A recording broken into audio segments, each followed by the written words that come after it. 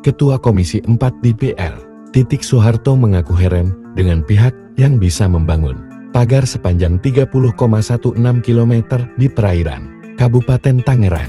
Titik menilai, pagar tersebut sulit dibangun karena letaknya yang ada di laut dan panjangnya yang mencapai separuh panjang Jalan Tol Jagorawi. Siapa sih yang bikin 30 km?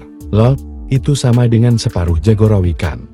Dan itu pagarnya adanya di laut, bukan di darat. Kan susah bikinnya ya, ujar Titik di gedung DPR, Senayan, Jakarta, Selasa 21 Januari 2025. Titik mengatakan, Komisi 4 DPR akan bertemu dengan Kementerian Kelautan dan Perikanan pada Rabu, 22 Januari 2025.